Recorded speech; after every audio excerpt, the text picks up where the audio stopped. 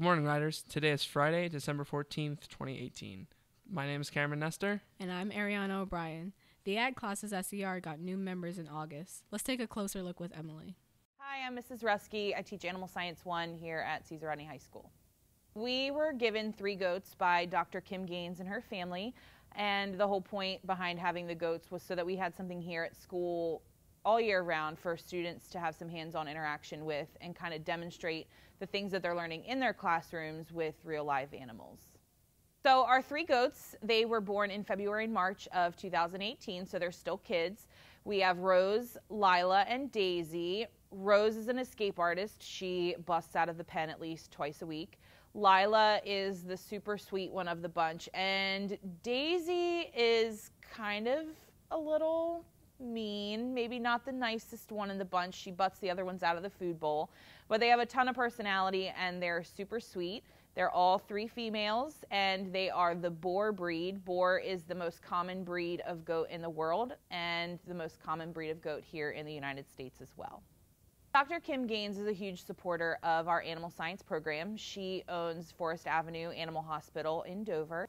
She frequently comes into the Animal Science 2 and 3 classes to serve as a guest speaker. She helps train our vet science career development event team, and she's kind of the go-to whenever we have a question about some of the animals here at school. So long-term, the plans with the goats are we want to send them off next fall and have them bred, and we'll keep them here at school and monitor them throughout their pregnancy.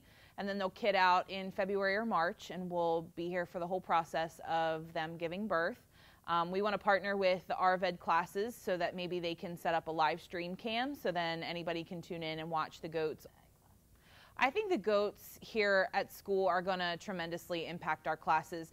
In years past, we've kind of brought animals in for whatever unit we're on, and we don't really get a whole lot of hands-on with them consistently and just like the day-to-day care of an animal long-term. So I think having the goats here is going to just kind of reinforce some of the things that students are learning. Over the summer, our students will show the babies and the mothers at the Delaware State Fair as part of their SAE projects.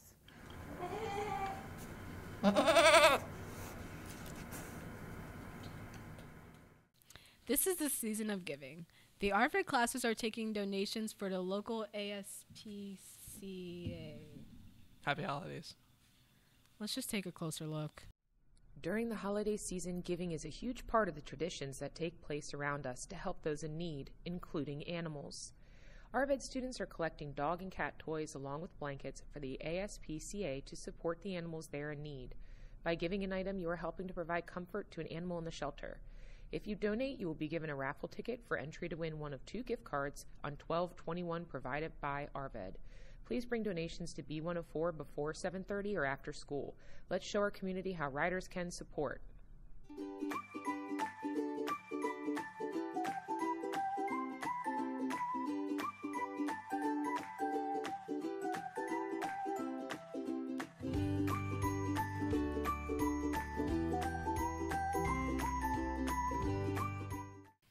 Thanks, RVED, and we hope you meet your goal. CRHS has a lot of drives going on right now. Don't forget to bring in winter clothes for the Silent Helpers clothing drive, or you can donate money or a gift card to Guidance to support the Adopt-A-Family students at CRHS. Now for our weekly segments. Today we have Dining with Dom, Weather with Dejana, Kendall's Motivational Moment, Justin's Just for Thoughts, and Antonio's Rider Review after our credits. It's not going away. Just roll. Morning, Riders. My name's Cameron Nestor with the Weekly Weather. Dejana got sick today, so I'm going to have to cover her day today. Today it's going to be 55 degrees and it's going to be raining, so make sure you do bring an umbrella if you're going to go to the girls' basketball game tonight versus Cape and Lopen.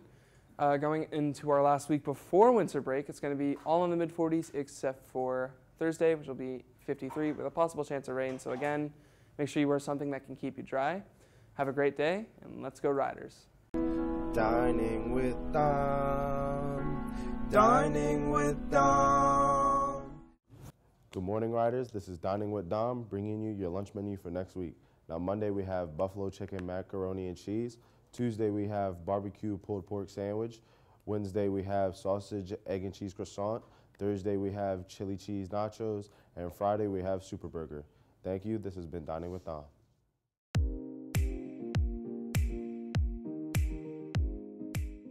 Good morning, Riders. It's time for Cannell's Motivational Moment. Today's quote is by George Bernard Shaw. It reads, "Don't wait for the right opportunity. Create it. Don't wait for something to be handed to you. Make it out of nothing." This has been Cannell's Motivational Moment.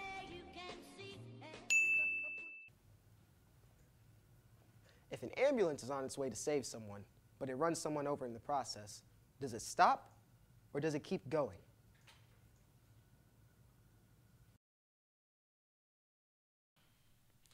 Thanks everyone for the segments, and don't forget about Antonio's Rider reviews after the credits. I heard it was a good movie this week. Sounds cool. Well, that's all from us this week. I'm Mariana O'Brien. And I'm Cameron Nestor, and, And let's let's go go Riders.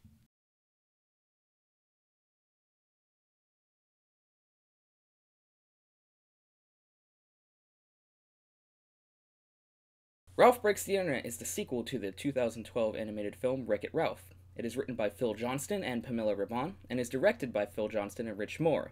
It features the voices of John C. Reilly and Sarah Silverman. The movie follows Ralph and Vanellope as they travel through the internet in search for a new wheel for Vanellope's broken game. Welcome to Rider Reviews. This is Antonio Rivera. I was surprised when this movie was announced, but I was also happy to see the series return.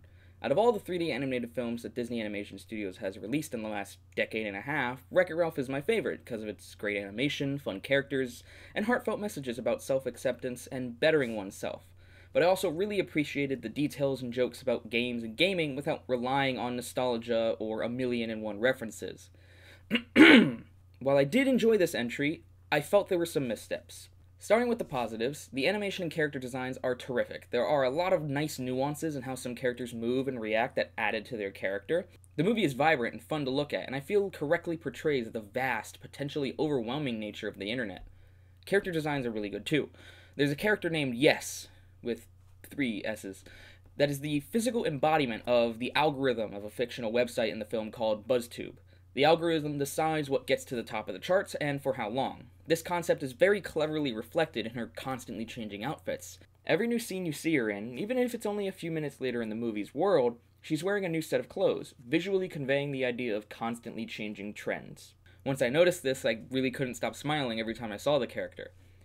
I also think the movie did a good job balancing the many trappings it could have fallen into when making a movie about the internet, unlike some things such as the Emoji Movie.